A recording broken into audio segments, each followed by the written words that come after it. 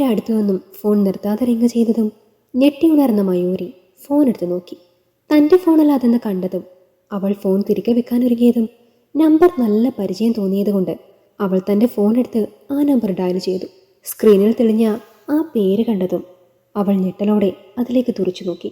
ഇതേ സമയം ബാത്റൂമിൻ്റെ ഡോർ തുറക്കുന്ന ശബ്ദം കേട്ടതും ഫോൺ തിരികെ ഇരുന്നിടത്ത് തന്നെ വെച്ച ശേഷം അവൾ ഉറങ്ങിയ പോലെ കിടന്നു. തല തുവർത്തിക്കൊണ്ട് ബെഡിനരികിലെത്തിയതും ഫോൺ എടുത്ത് അതിലേക്ക് നോക്കി. അവിടെ നിന്ന് നോക്കി ഉറങ്ങുകയാണെന്ന് ഉറപ്പുവരുത്തി അവൻ ഫോണുമായി റൂമിന് വെളിയിലേക്ക് നടന്നു. അയാൾ പോയെന്ന് ഉറപ്പായതും അവൾ തൻ്റെ ഫോണിൻ്റെ സ്ക്രീനിൽ തെളിഞ്ഞ നമ്പറിലേക്ക് ഉറ്റി നോക്കി. ഈ പാതിരാത്രി തൻ്റെ കൂട്ടുകാരി എന്തിനാണ് തൻ്റെ ഭർത്താവിനെ വിളിച്ചതെന്ന് ചിന്തിച്ചുകൊണ്ടവൾ അയാൾക്ക് പുറകെ റൂമിന് വെളിയിലേക്ക് നടന്നു. അടുത്ത മുറിയിൽ നിന്ന് കൊഞ്ചലോടെയുള്ള അയാളുടെ ശബ്ദം കേട്ടതും അവൾ വാ പൊത്തിപ്പിടിച്ചുകൊണ്ട് കണ്ണുകൾ മുറുക്കി അടച്ചു. തന്നെ ജീവനാണെന്ന് പറയുന്ന അമലാണ് തൻ്റെ കൂട്ടുകാരിയോട് ഇത്തരത്തിൽ സംസാരിക്കുന്നത് എന്നവൾക്ക് വിശ്വസിക്കാൻ കഴിഞ്ഞില്ല. അവനെ താൻ ഇത്രയേറെ സ്നേഹിച്ചിട്ടും അവൻ ഇത്രയും കാലം തന്നെ ചതിക്കുകയായിരുന്നെന്ന് തിരിച്ചറിഞ്ഞവൾ സങ്കടം സഹിക്കവയ്യാതെ നിലത്തേക്ക് ചടഞ്ഞിരുന്നു. അവസാനം അകത്തുനിന്ന് നേർത്ത മൂളലും ഞെരക്കവും കേട്ടവൾ ചെവി പൊത്തിപ്പിടിച്ചുകൊണ്ട് വിറയ്ക്കുന്ന കാൽവെപ്പുകളോടെ മുറിയിലേക്ക് നടന്നു. അല്പം കഴിഞ്ഞതും ബെഡിൽ വന്ന് കിടന്നവൻ അവളെ ചേർത്ത് പിടിച്ചുകൊണ്ട് പതിയെ ഉറക്കത്തിലേക്ക് വഴുതി വീണു. അവൻ ഉറങ്ങിയെന്ന് ഉറപ്പായതും അവൾ എഴുന്നേറ്റ് അവൻ്റെ ഫോൺ കയ്യിലെടുത്തു. ഫോൺ മുഴുവനായും ചെക്ക് ചെയ്ത് കഴിഞ്ഞതും ഇരുവരും ഒന്നിച്ചുള്ള ഒരുപാട് ഫോട്ടോകൾ കണ്ടതും ഇത് ഇന്നോ ഇന്നലെ തുടങ്ങിയ ബന്ധമല്ലെന്ന് അവൾക്ക് മനസ്സിലായി.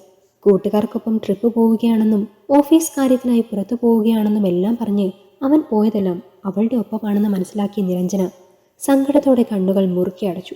രണ്ടുപേരും ചേർന്ന് തന്നെ പൊട്ടിയാക്കിയത് ഓർത്തവൾ സങ്കടത്തോടെ ഫോണിൽ നിന്ന് മുഖം മാറ്റി. ഓരോന്നോർത്തുകൊണ്ട് കരഞ്ഞു കരഞ്ഞ് എപ്പോഴും ഉറങ്ങിപ്പോയവൾ അമലിന്റെ വിളി കേട്ടതും പതിയെ കണ്ണു തുറന്നു. എന്നാൽ തല വെട്ടിപ്പുളക്കുന്നത് പോലെ തോന്നിയവൾ വീണ്ടും കണ്ണടച്ച് ചെരിഞ്ഞു കിടന്നു. കുളി കഴിഞ്ഞു വന്നവൻ അവളുടെ കിടത്തം കണ്ടതും സംശയത്തോടെ അവളുടെ നെറ്റിയിൽ കൈവച്ചു. അവൾക്ക് നല്ല തലവേദനയുണ്ടെന്ന് മനസ്സിലാക്കിയ അവൻ ഓഫീസിൽ വിളിച്ച് ലീവ് പറഞ്ഞ ശേഷം അവൾക്കരികിൽ വന്ന് കിടന്നു. അല്പം കഴിഞ്ഞതും വേവലാതിയോടെ റൂമിലേക്ക് കയറി വന്ന അനുശ്രയെ കണ്ടതും അവൾ അമലിനെ തുറച്ചു നോക്കി. എന്നാൽ അവൻ അവളെ ഒന്ന് നോക്കുക പോലും ചെയ്യാതെ തൻ്റെ ഓരോ കാര്യങ്ങളും ചെയ്തുകൊണ്ട് തനിക്ക് ചുറ്റും നടക്കുകയാണെന്ന് കണ്ടവൾ പുച്ഛത്തോടെ രണ്ടുപേരെയും നോക്കിയ ശേഷം ഒന്നും പറയാതെ ചെരിഞ്ഞു കിടന്നു.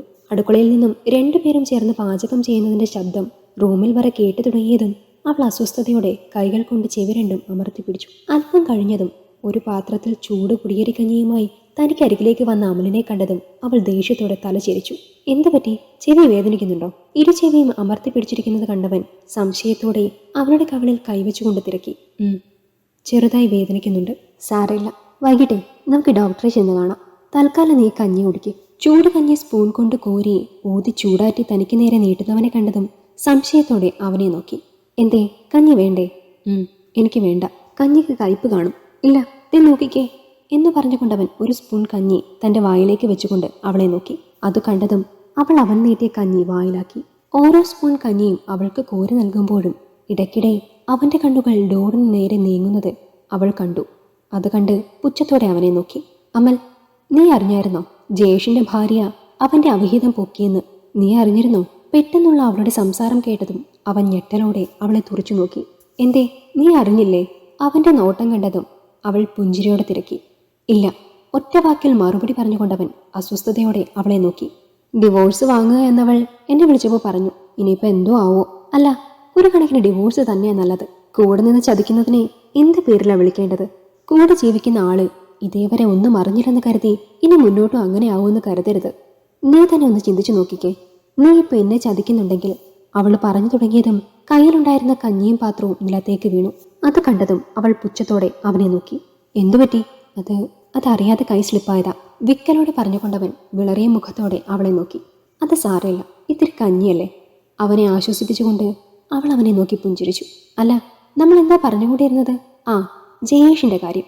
നീ ഒന്ന് ചിന്തിച്ചു നോക്കിക്കേ. ഒരു ദയയുമില്ലാതെ ഇത്രയും കാലം അവളെ ചതിച്ചതിന് എങ്ങനെ അവൾ അവനോട് ക്ഷമിക്കേണ്ടത്?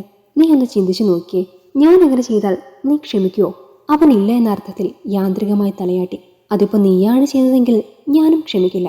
ഡിവോഴ്സ് ഒന്നും ആകാൻ ഞാൻ നിൽക്കില്ല. നേരെ പോയി അവളെ ഞാനങ്ങ് കൊല്ലും എന്ന് പറഞ്ഞുകൊണ്ട് അവൾ വാതിക്കലേക്ക് നോക്കി.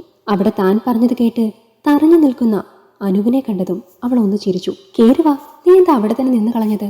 ഭയത്തോടെ പരസ്പരം നോക്കുന്ന അമലിനെയും അനുവിനെയും കണ്ടതും അവൾ പൊട്ടി വന്ന കരച്ചിൽ അടക്കി പിടിച്ചുകൊണ്ട് ഇരുവരെയും നോക്കി പുഞ്ചിരിച്ചു. ഒന്നുമില്ല, ഞാൻ പോകാൻ നോക്കുകയായിരുന്നു. ഭക്ഷണം ഞാൻ ഉണ്ടാക്കി വെച്ചിട്ടുണ്ട്. രണ്ടുപേരും എടുത്ത് കഴിക്കണേ. ഷെടാ, നിനക്കിത് എന്താ പറ്റിയത്? ഇത്ര പെട്ടെന്ന് വീട്ടിൽ പോയിട്ട് നീ എന്ത് കാണിക്കാനാ? കെട്ടിയോ നാട്ടിലും ഇല്ല, വീട്ടിലാണെങ്കിൽ വേറെ ആരുമില്ല. താനും പിന്നെ വീട്ടിൽ പോയിട്ട് നീ എന്ത് കാണിക്കാനാ? അത് അത് പിന്നെ എനിക്ക് വീട് വരെ ഒന്ന് പോകണം.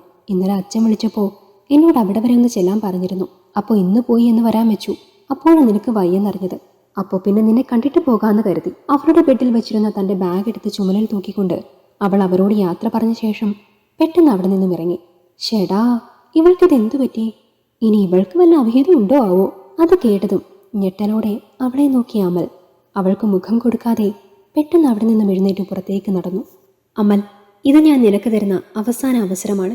ഇതോടെ നീ എല്ലാം നിർത്തിയില്ലെങ്കിൽ തെറ്റുതിരുത്താൻ ഇനിയൊരു അവസരം നിനക്ക് എൻ്റെ ഭാഗത്തു നിന്നും ഉണ്ടാവില്ല എന്ന് മനസ്സിൽ പറഞ്ഞുകൊണ്ടവൾ നിലത്തു പറന്നു കിടന്ന കഞ്ഞിയിലേക്ക് തുറച്ചു നോക്കി. കൂടെ നിൽക്കുന്ന ആളൊന്നും അറിഞ്ഞിട്ടില്ല. അവരെ ചതിക്കാൻ എളുപ്പമാണെന്ന് ചിന്തിക്കുന്നവർ അറിഞ്ഞിരിക്കേണ്ട ഒരു കാര്യമുണ്ട്.